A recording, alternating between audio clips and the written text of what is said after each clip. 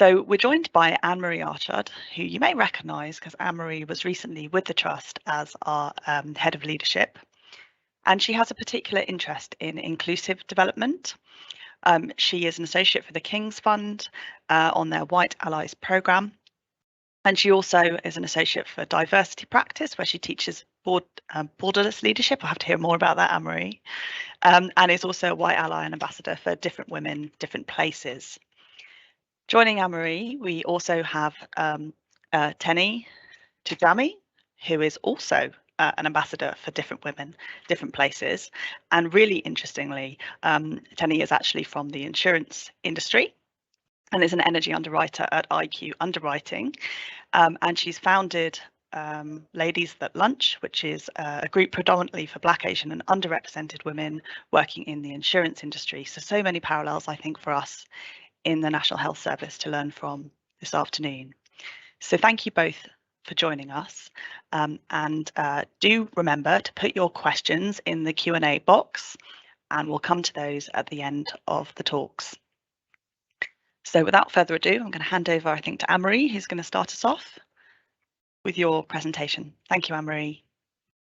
Thanks, Charlotte, and really lovely to be here this afternoon, and great to be back in the Trust. So, you know, I do hope that there are some people who recognise me a little bit from some of the work that I did, but you'll have heard from Charlotte that I'm here under a slightly different guise. You know, I worked really closely with Rob in the inclusion team on some of the things that we were doing, because whilst I do all things development in my day job, organisational development, leadership development, my real passion is about inclusion, and that's because I come from a place of belief in social justice, and it's a really huge value for me to sort of think about the inequity that exists in society, and you know, I've seen that firsthand, and I also know that I've had a lot of advantages in my career just because of my skin colour, you know, because I speak English as a first language, because of the fact that I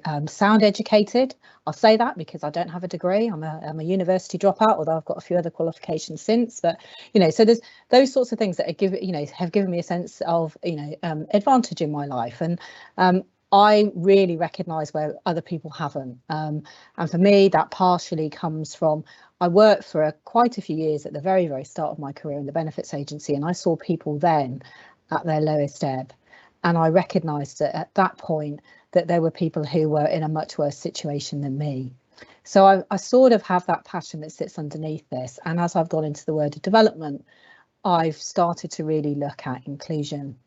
And I was really lucky that I was very privileged, and I was the director of the Leadership Academy in London, to be able to do something about it by trying to address some of that inequity by looking at how we did development and looking at different things that we did. So there's a little bit about, you know, how I've entered into this work of white allyship, and what does that actually mean, you know, white allyship. And I'm going to introduce my colleague Tijani in just a minute, because I just want to say, before I sort of invite Tijani to say a little bit about who she is and why she's here, you know, I also really want to acknowledge that my white allyship journey came from working in the Leadership Academy when I worked really closely with our Director of Inclusion, Tracy Jolliffe, who some of you will also know as a Black woman leading in the space of inclusion.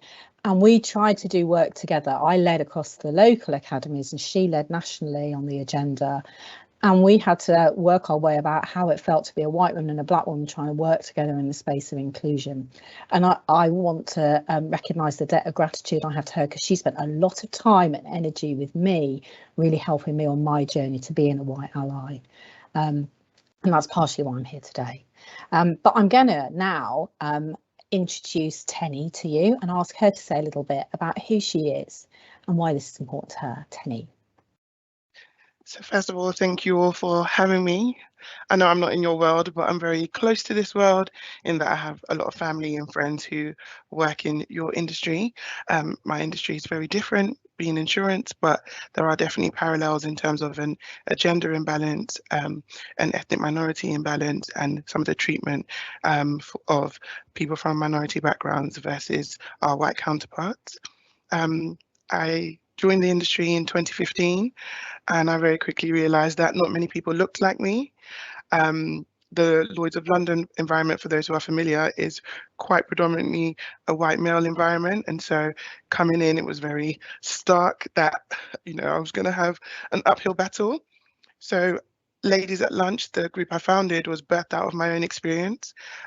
When I found women who were Black and who I was pretty sure were going through similar things that I was going through, I kind of made a beeline for them and said, will you be my friend? And that's how our collective name came about, because it was literally a calendar invite of 6 of us, and now we're a collective of almost 200 women working in the insurance industry and beyond. And our main aim is to, one, provide a safe space for women who will have been experiencing some of the tensions that come with being underrepresented, and to share some of those experiences and offer help and support. And I guess more recently, our mandate has been to share some of those experiences more widely on platforms like LinkedIn and the like, where people don't want to be the face of the story, but want their story to be told. And I guess in meeting Anne-Marie Archard, that was probably my first experience of unapologetic white allyship. And we had a conversation that was very important to me, and a lot of which I still remember till today, that let me know that she was comfortable in this space and that she was standing by me through what I was going through at the time, and navigating Black Lives Matter and things that I followed since then. So yeah, I'm very happy to be here. I hope my insight is valuable, and I look forward to this conversation. Thanks, Tenny. And I think, the most important thing for me is that, when I was chatting to Siobhan about running this session, it was really important that it wasn't just a white woman who's talking about white allyship. That, if I'm really going to talk about it, we need to role model it. So I need to role model it with somebody, because this isn't something you can do on your own. This is a space that you step into with the support of others and with the recognition.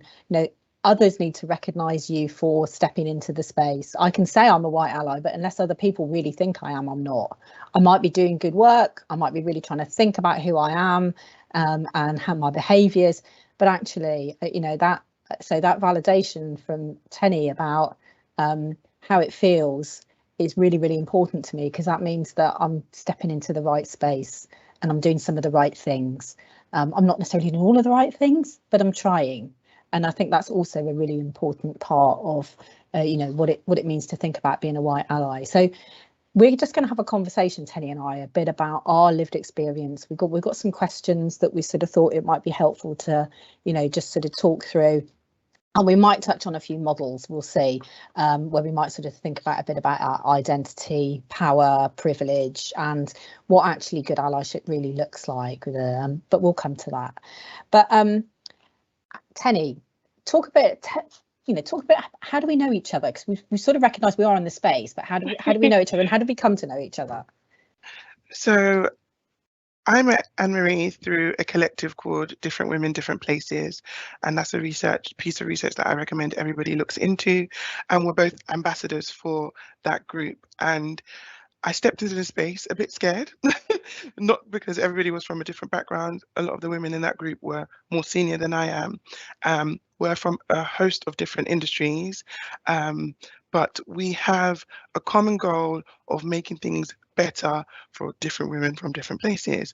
And that takes a variety of forms. But one thing I can say about the collective is that we have been a pillar of support to each other in difficult times. We've had very unapologetic conversations, and we've tried to solutionize some of the issues that face us on a day-to-day basis. And so that's how we know each other. I can say the relationship we've actually never physically met, which blows my mind all the time, because I've known you for 2 years now, and you're probably one of someone who's I hold very dearly and someone who's very close to me, but I've never met you. But honestly, our collective is something that I can't really describe that feeling. You're actually the first real example for me, like I said before, and what that meant to me to see that in that space and see your interactions with Carol, who leads our group. And Carol will talk about you know, things that we deal with, as if Anne-Marie's not even there, in that she doesn't mince her words, and Anne-Marie sits there comfortably, and, you know, learns from that. So it's a very enriching space. Like I said, we support each other, and that's kind of how we know each other. Is there anything else you would say about it, Anne-Marie, or have I covered it?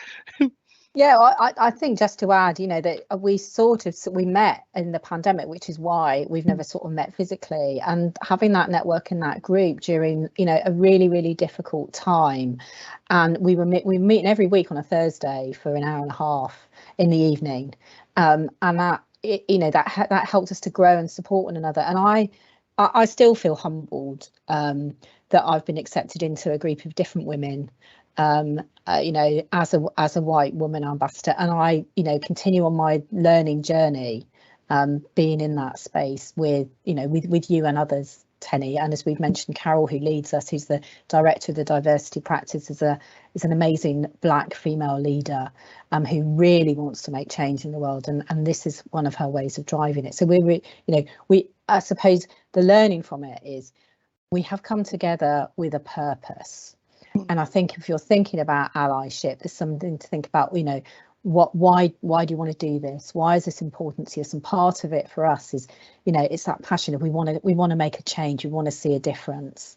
And that's why we're working both together and with other women to try and do this, to, you know, be the change we want to see, you know, to borrow a phrase from Gandhi, you know, but it is that it's really, really important to us that we, you know, we do something, and we move into activism as well. You know, we're not just sitting on the sidelines saying we actually want to do something. Next question I've got is, you know, this is quite a personal one, you know, Tenny, but when did you first realise that you were Black? I have always known I was Black. I've always been very proud to be Black. I'm someone who's quite patriotic. I'm Nigerian by heritage, and my mum would tell me that I would tell everyone, this is how you say my name. On the bus, if I saw somebody who was speaking my language, I would want them to know that I understood. So I've always been very proud to be Black. I would say the workplace gave me a very different relationship to my Blackness, because I guess in prep for the workplace, a lot of Black people will be familiar with the phrase, you have to work twice as hard, and you have to assimilate the environment that you're part of. Especially if you're working in a white majority, don't be too loud, don't be too this, don't be too that. And that was my prep for the workplace. And when I got here, the prep was needed, because oftentimes the spaces didn't allow for me to live my Blackness in all its truth. And so early days, I definitely assimilated to the environment that I was in, and I was pretending to be into things that I wasn't really into, just because that was how you survived, and it was a survival mechanism at the time. Really, I realized when I'm Black in the workplace was difficult, but I quite early on wanted it to be a more comfortable feeling, because I can't pretend for long. If you know me, you know you're going to hear my laugh the other side of the corridor, and I'm going to be myself. I can't pretend. And so I had discomfort with the fact that I couldn't live my truth. And I've been asked that question in a different way. I've been asked, what are you first? Are you a woman first, or are you Black first? Which was a very uncomfortable question when I got the question, but I realized that actually within the workplace, I felt like I had to be Black, because nobody was advocating for my group within the workplace. Nobody was loud about being Black, and when I say loud, as in living their truth and being comfortable. The examples that I saw, and there were a few of us, but the examples I saw were people who I knew, you know, were putting on a different cloak in the workplace. And I'm not talking about being professional, I'm talking about not being able to be yourself, because I think that's two very different things. But that realization that it's a survival thing, and it's not necessarily because I want to. I had to change that, and I wanted to change that, which is part of why I started the collective. Thanks, Tenny. And the reason I asked that question is, you know, because I was reflecting on, you know, for me, it's about, you know, when did I realise I was white? You know, and I don't, and you know, and I would ask, you know, those of you that are white out in the audience to sort of think about that. I suppose my first sort of recognition, perhaps of difference, and many people might have had a similar experience, was recognising that perhaps somebody I went to school with, you know, was black, and I grew up in the West Country in a very white area. And I remember that we had this Nigerian boy who joined school, and I still remember his name. It was Julius Eong, and he was great, and everyone wanted to be his mate. And so I didn't really think anything about it, but I knew he was black. Did that mean that I really thought about what it meant for me to be white? Not really, because whiteness is the norm. You know, that's the society I swum in. I didn't have to think about my difference. I could only recognise something about me being white by looking at somebody else's difference. And that's one of the steps, sort of, again, on the allyship journey. And if I'm honest, I didn't really truly think about my whiteness until I was in my 40s, until I started to think about what did it mean for me to be white, and start to recognise, you know, owning my whiteness and what that sort of meant, and that it, you know, that it gave me some advantage in society, that I didn't have the same lived experience as others, and that, you know, my skin just meant that I had an easier ride in lots of spaces and lots of, you know, lots of places. So that's why I think it's an important question, you know, for us to ask ourselves. And I wanted to, you know, give you that, you know, that difference of experience. You know, I've never had to really think about my skin colour. You know, maybe I'm not proud of it. That might be another thing. Maybe I'm not sort of thinking, yeah, I'm, you know, but I've also never had to think about it in the society we live in. So, you know, being a white ally means you do have to start questioning it and start thinking about it a bit more. So it's a powerful question for us to answer, but also for you to perhaps think about, and, you know, just do that mental piece in yourself. You know, when did I first realise? Was it about somebody else, or was it actually about me? And what does it mean for me? So we'll sort of leave you with that one to mull on. But the next thing I wanted, and you've started to sort of touch on this already, but, you know, what do you really value and celebrate about your identity, Tenny? That's a great question. And as much as it has probably worked against me in certain settings, I wouldn't change it. I think identity is such a strong thing, and feeling rooted in something, feeling like you belong to something is big to me. A lot of who I am is because of my heritage, it's because of who I was raised by, etc. And a lot of that is to do with being black. And so I wouldn't change it. I celebrate the fact that, you know, somebody said this recently, and I didn't know whether I was comfortable or not, but using your race for change. And I was like, I'd rather not. Like, I'd rather just be accepted. But I think I'm hoping that the parts about me that I love and I'm confident enough to speak about encourages others to live in their truth as well. And people don't really see it as something that you live in your truth as. I think with race, people just assimilate, I think is the best word to use, and not necessarily live their whole selves. And I hope that I can model that in my own behavior, but it's not easy. And I never say people say, bring your best self to work, bring your whole self to work. It's like, no, as much as there's a lot about me that I love, the environment is what would make you comfortable enough to table all of it. And so, yeah, I love it, but I can't say it's been the easiest journey, let's put it that way.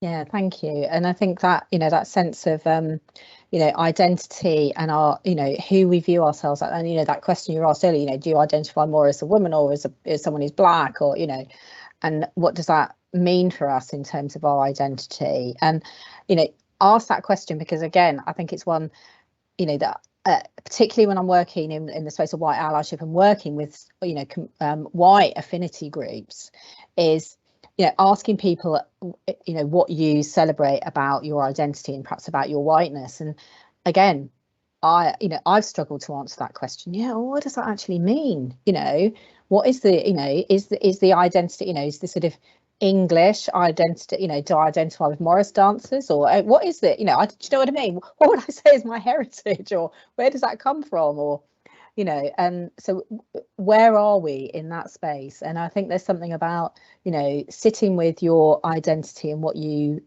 have, and really focusing on what you actually want to celebrate about it as an individual. and thinking about what that might mean for whiteness. And I've spent a bit of time thinking about that from a white female perspective, and actually I've got Celtic roots. So, you know, my mum was Cornish.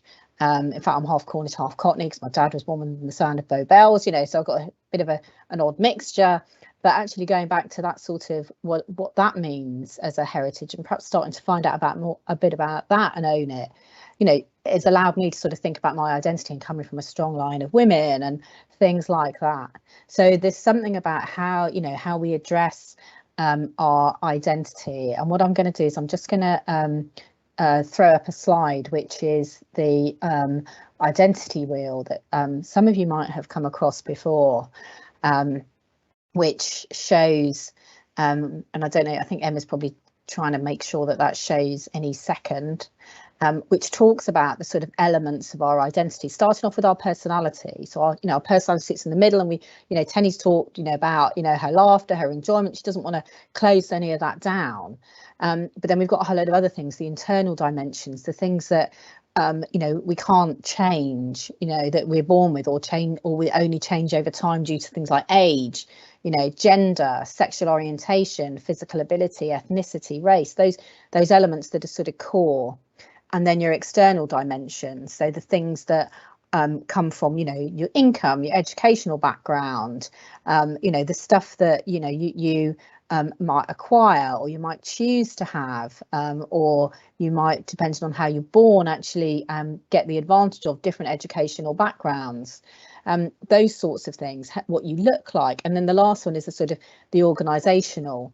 And quite often when we sort of talk about identity, I ask people to, you know, think about how other people might describe you and think how you would describe yourself. So what tends to happen is if people look at me, they might say I'm white, I'm middle-aged, probably middle class, probably got a reasonable income, probably reasonably well educated. You know, is that how I describe myself? No, you know, I describe myself as a leadership and OD practitioner who works in the space of inclusion, you know, so, but they are all of those things I describe tend to be things that you pick up just by looking at me, perhaps having a small conversation with me. So there's us thinking about that complexity of identity, and what comes into play when we're thinking about who we are. And if you're an ally, it's perhaps being comfortable with those elements of your identity, recognizing them and being in touch with them. So I just sort of wanted to sort of share that as a, you know, as a model. And some of you will have probably seen this, you know, before, but if not, it's just a good way to think about how do we describe people, how would we want to be described, and what's important to us, and how do I use those elements that are important to me in terms of allyship, perhaps to change things going forward. So starting to sort of really think about our identity. I'm going to move on, and I'm going to ask Tenny, tell me a bit about allyship. You know, what does it mean to you? I'd say it's quite a new experience, not even a new term. It's a new experience for me. I can think back to times in my early career where I really needed an ally, and there was an absence of an ally in things like speaking when I'm not at the table, and making sure that my voice, if I'm not at the most senior points, is still considered and is still heard. It's times when I don't want to call somebody out, somebody else taking that on for me, or calling someone in, which is probably a softer approach to having the same conversation. It's just knowing that somebody has your back in whatever context that might be. And again, in an environment where you're not the majority, it can be quite a lonely experience. And little things like knowing what is right and not right within a certain context, or a work context. I didn't really have people to go to for things like that. So I always talk about the fact that white people need to be aware of their advantage in certain situations, and how the fact that just by virtue of who I am, nothing that I decided by myself, I start at a different footing. And Anne-Marie, the term I learned from you was advantage blindness, which I think people are more comfortable with than privilege, because some people often have the rebuttal that, well, I didn't go to this school, I wasn't privately educated, etc. Oftentimes, it's just by virtue of skin color, there are certain opportunities that are afforded to white people that are not afforded to their counterparts or your counterparts. And so I realized that in the work context, quite often, just because I didn't have certain interests or just because I wasn't raised in a particular area, I was left out of certain things. And it will take an ally to say, oh, what about Tenny in that instance? Or have you thought about how this might feel? And I would say probably post Black Lives Matter, I was hyper aware of the good allies in my life and where I would have needed an ally. And obviously I have a collective, so I'm not just privy to my own voice, but I'm privy to people in different workplaces and some of the things that they're going through. And actually, in preparation for this conversation, I asked a friend of mine who works for the NHS, I said, can you give me an example of a time that a white colleague has stepped up for you? And she said, I have none. And I said, I'm going to represent your voice today, and I'm going to say that because it will make someone think about, a time where they haven't been conscious of the fact that you might not be doing anything wrong. You may not be the aggressor, but somebody else is the aggressor, and you could potentially be stepping in. So that's what allyship means to me. Even though I have no problem working in a white majority, but it shouldn't be to my detriment. And so knowing that I have someone who will, okay, I'm not the CEO, so I need somebody who's at that board meeting thinking about their population in its entirety, and thinking about how we can think about experiences beyond our own. I hope that answers that. Yeah, no, thanks. And really powerful, that experience that your friend had in the, within the NHS. And I think that will probably, resonate and make many of us sort of think, when have we stepped in, or when has somebody stepped in for us? And I think, we can't underestimate the power of the sort of bystander effect. If you are if you are not stepping in, then you are complicit in whatever is happening. And we talk about that, I know, in a lot of the inclusion work that we do, but it just goes to show. And I think, from my experience of stepping into the sort of allyship space, when I was working with Tracy, and I know she won't mind me saying this, we worked on a board together. And again, she was the only black person in a white space, and she was our director of inclusion. And so, of course, it was almost like she had to own the whole inclusion agenda. I had to speak for, all black people, LGBT people, disabled people, because that was her job. And actually, it's really weathering. It's really wearing. The term that we use is weathering, when it's just constant, time after time. And so one of the things that she and I talked about was, I would step in and not just echo her voice, but actually sometimes I would take the lead on, making the point, bringing it round, and it would get a different response as a white person saying it rather than as a black person saying it. And sometimes it made me feel uncomfortable. I mean, she'd ask me to say, can you raise this? And I'd be thinking, yeah, okay, yeah, and I think, oh my God. And then I go, no, if I'm really going to be an ally, I'm going to do it.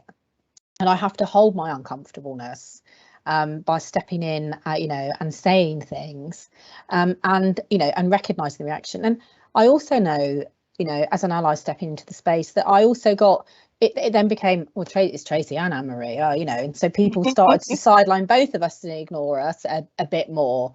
And that felt uncomfortable as well. I was getting sidelined the same way she was, for bringing up this. Yeah, go on, please do. That it's gonna feel uncomfortable at the beginning, definitely, because you feel like, am I the right person? Or I don't want to take words out of your mouth, but you can potentially feel like, am I the right person? I'm not the right person in a lot of senses. I do not represent every single black woman that walks around in insurance. I don't. So it's collecting everybody's experience and how do you make that meaningful? And I say to people as well that you don't have to think so wide about it. And you can just think to your immediate teams and think to the people who you can influence, because obviously if you're sitting in the role, it's huge. But I think people look to other people to own that responsibility, but actually, have you looked to when last did you look to your immediate team and think, how is that person feeling? How could that person be feeling? How could that person be feeling? That's less uncomfortable because you probably have a relationship with those people. And actually, what my hope is that in small groups, I think if people thought local, this is how I always see it. If people thought to their immediate teams, then you act as influencers. And if everybody was thinking to their immediate teams, and we all had that mindset about affecting our immediate environments, then it would be a more comfortable experience because everybody already has that existing relationship, and actually you're just building on that, and actually you're just thinking beyond your own experience, and it should make jobs like the job you had, Anne-Marie, much easier. But I think it does.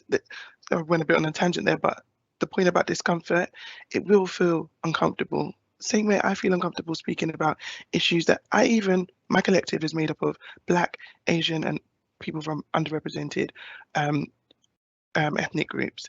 I feel discomfort sometimes speaking about an Asian experience because it's not an experience of my own, but it's me wanting to understand what those pain points are. And if I have the voice, if I'm given the mic, thinking, okay, this is my opportunity to potentially represent and make people think about an experience beyond theirs. That's not to say I have all the answers, but that's to say that I'm conscious. And it's about that consciousness about an experience that you don't necessarily live. So yeah. Yeah, and I think that, you know, that it's stepping into the space, isn't it, a bit? It's being, you know, it's stepping into other people's shoes, being a bit more aware of what's going on and starting to try and, you know, recognise that. And, you know, I think, again, from my, you know, my own experience of allyship and, you know, the conversations I had with Tracy, you know, she was our director of inclusion. She knew all this stuff. And actually, we sat down together and I was sort of saying, what do we do? And she said, I don't know. And I was like, what? You must know.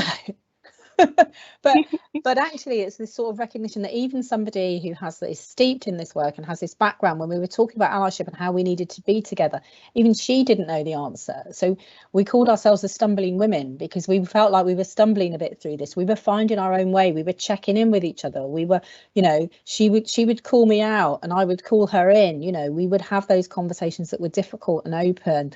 And as I said, you know, I was very lucky to be in that space and have that support.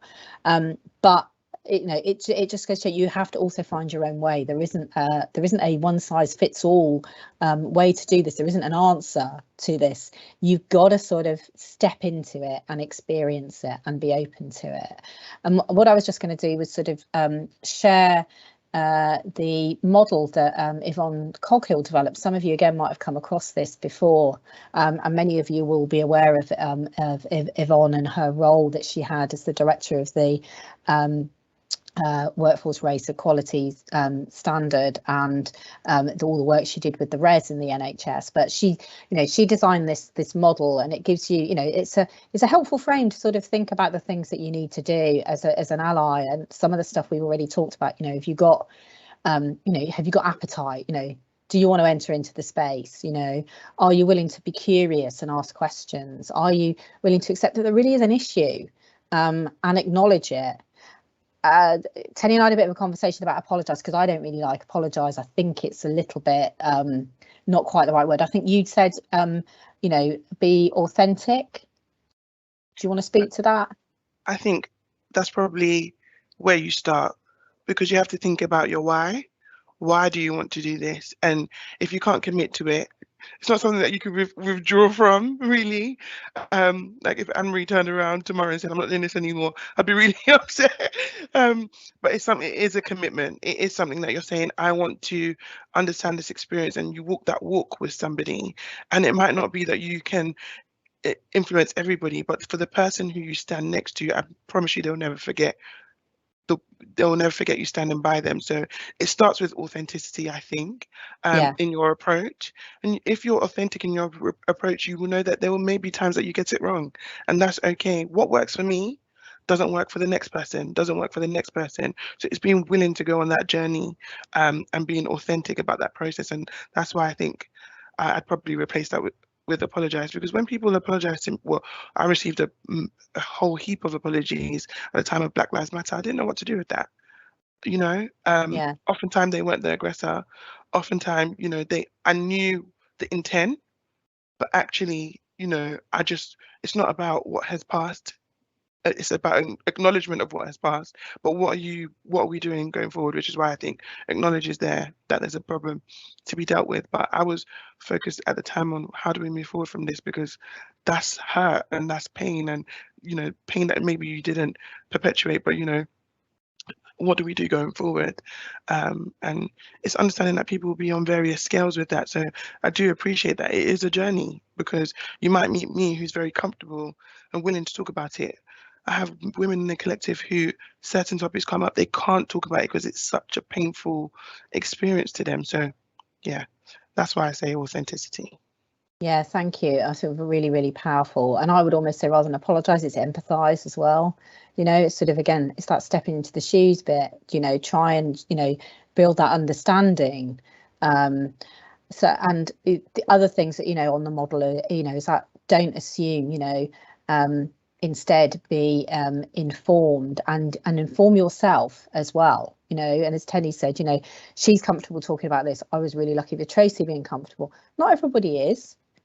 So there's something, as a white person, you have to do your work, is what we say. You've got to sort of go and find out for yourself, and there's loads of resources, and I'll flash them up at the end. And then I think the last thing is that, taking action. And for me, taking action was stepping into the different women group. It was, saying I'm actively going to be an ally and step into that space. And I think it was really important, for me to do that. I've taken the slide down, Emma. Yeah, that's why it's popped up. Just really wanted to say just quickly, that authenticity as well is knowing that a lot of it will be listening and not it being loud expressions potentially. A lot of it is actually quite a behind the scenes thing. What are you doing behind the scenes? Because some of those loud expressions, and I think the correct term is optical allyship, can come across quite performative, and there is a space for making a stance and making a statement. But if the lived experience of the people you're trying to impact doesn't change, then to what end?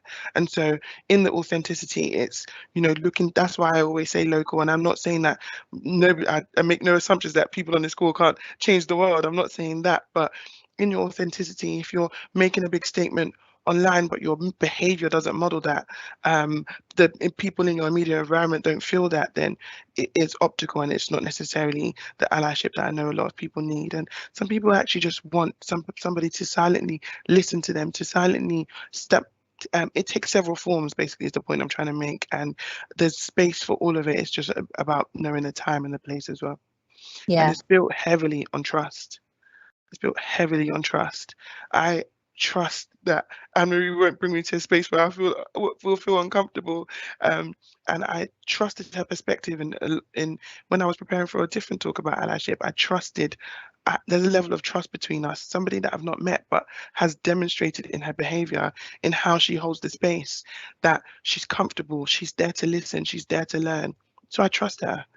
And I've had to put my trust in other allies. That Anne-Marie's not my only example. I had an example post Black Lives Matter where I was being told, similar to Tracy, where I didn't have the answers, and I trusted that this person who worked in comms in my last place was going to deliver the message that I could not articulate at the time. Couldn't articulate it then either. Articulate at the time, because it was big. It was beyond me at the time, and it took a level of trust that person was going to hold that space for me. So it's a journey, and it's a relationship as well. If you look at allyship like a relationship, and how you would nurture a relationship, how you'd keep checking in, it will probably help in your approach, I think. Yeah, and I think really important, that point about what could be seen as a bit performative, saying it, and but I don't want to scare people off from wanting to try and make a difference, which is the other side of it. But just really notice your intentions, and think about, if you're going to be an ally, who are you being an ally to? You've got to, there has to be somewhere, and that's where the trust and the relationship, sort of comes in. That it is a two-way process, and you only build that trust over time. It does take time. It's not going to happen straight away. You might want to, go, yeah, I want to be your ally. Well, show me how, demonstrate how, talk to me about my lived experience, share perhaps your lived experience. Let's have a conversation about what's going on, that sort of recognition. all of the things that will start to sort of build that trust slowly. And recognise it might make you feel uncomfortable at times as well when you're hearing somebody else's lived experience. And I certainly, you know, in the work I did with Tracy in particular, you know, I recognised that you know, there were things that she was experiencing I would never experience, and I felt guilt for that. And I could stay in that space of feeling guilty, or I could get over it and say, okay, it's not right, and actually I'm going to hold that feeling, and actually I want to sort of do something, so I want to enter back into the space. And I know my whiteness means I can step out of the space and have a bit of a breather if I need to, you know, and she never does, you know, and that was the difference, and that's really what sort of brought it home for me. My last question, Tenny, is, you know, what would you say to anybody who wants to step into the allyship space but is fearful? I'd say I understand.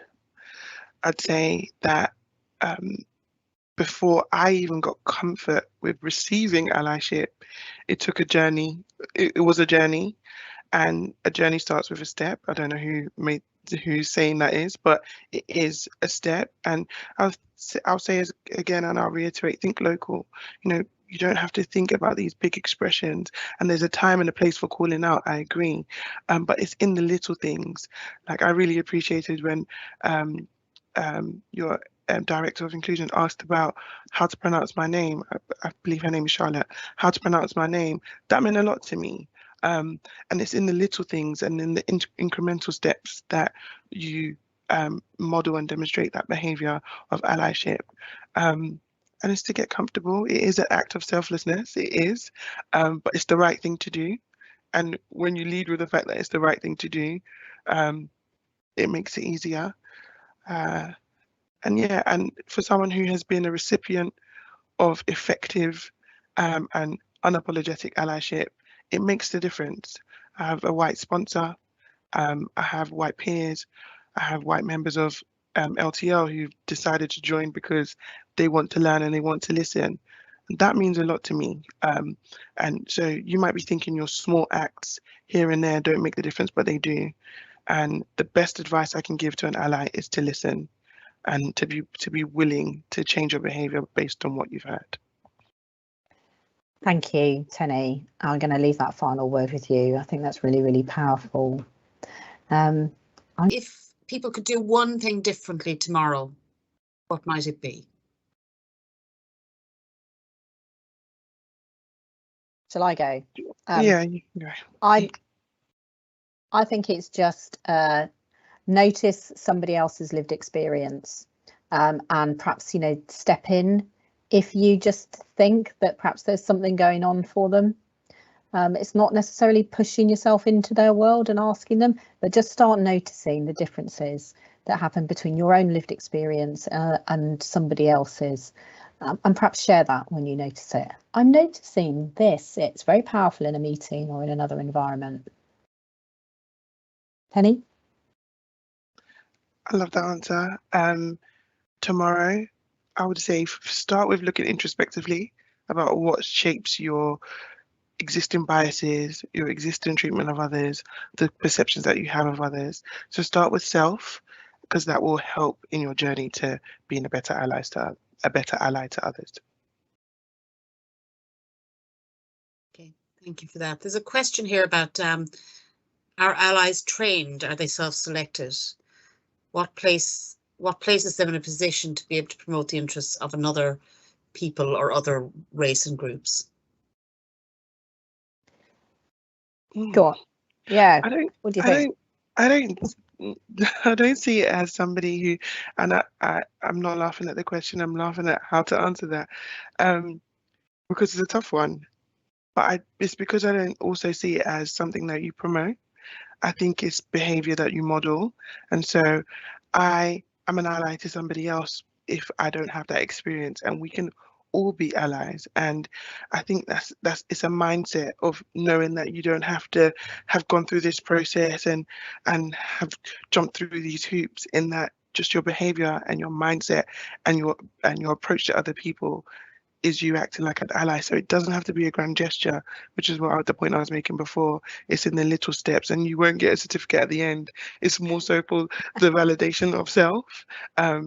and just something that you feel intrinsically, and not necessarily something that you will be celebrated for, or told that you've done a great job unless the person says. So it's just about behaviour, I think. Yeah, and I think for me, although I have been working with the King's Fund on the White Allies programme that was run, actually it was a voyage of self-discovery for the individuals on that programme. They didn't get a certificate at the end. We had lots of conversations with them about what, how they would demonstrate it in their organisation. And they were senior leaders, including chief execs of organisations, who wanted to step in and think about what it might mean for them. And then collectively take some action in their organisation that could make change. But it's not training, it's about a journey. And what I did say I would very briefly flash up some resources, and I will just see if I can share that slide very, very quickly. Oh, is that working? If you could send those to me, Anne-Marie, we can send them out with the weekly newsletter. Is that one working? But there's lots of things you can do to read. I mean, there's Ibrahim X. Kendi's work on how to be anti-racist, Roger Klein, our very own Roger Klein in the NHS, Snowy White Peaks, start there if you haven't started anywhere else. Really accessible one, No Longer Talking to White People About Race by Rennie Ebdo Lodge, which is a really great read.